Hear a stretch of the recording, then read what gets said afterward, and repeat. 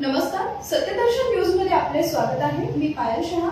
एक नजर टाकूया आजच्या ठळक घडामोडीवर. एसटी, टॅक्सी, रिक्षा सर्वच प्रवास महागणार. नवीन वर्षाची सुरुवात महागाईने झाली आहे. मुंबईसह महाराष्ट्रातील सर्वसामान्यांना भाडेवाढीचा झटका लागलाय. एसटी प्रवाशांच्या खिशाला कात्री लागतीये.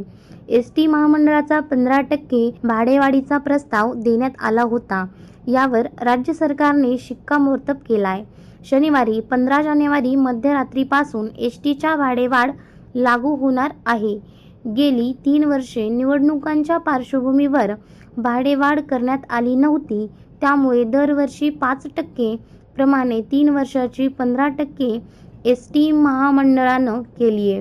भाडेवाढ झाल्यामुळे राज्यातील जनतेसाठी एसटीचा प्रवास 60 ते 80 रुपयांनी महागणार आहे.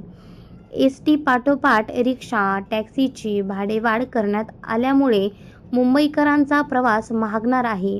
नवीन वर्षाचा ऑटो रिक्षा, टॅक्सीच्या भाड्यामुळे मुंबईकरांच्या खिशाला कात्री लागली आहे.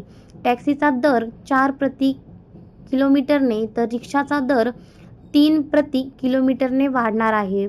त्याचप्रमाणे टॅक्सीचा दर हा 28 वरून 32 वर जाणार आहे, तर रिक्षाचा दर हा 23 वरून 26 वर जाणार आहे. रिक्षा संघटनेने वाढत्या सीएनजी भावामुळे आणि रिक्षाच्या दुरुस्तीचा खर्च वाढल्याने चालकाला भाडे परवडत नसल्याने त्यांनी भाडेवाढीची मागणी केली होती. त्यामुळे ही भाडेवाढ करण्यात आली असं परिवहन मंत्री प्रताप सरनाईक यांनी सांगितले. दरम्यान यापूर्वी 2022 मध्ये भाडेवाढ झाली होती, तेव्हा 2 रुपयाने भाडेवाढ झाली होती. रिक्षा पहिला मीटर हा 21 होता, त्यावरून तो 23 रुपये झाला होता आणि टॅक्सीचा दर हा 25 रुपये होता, त्यावरून तो 28 रुपये झाला होता.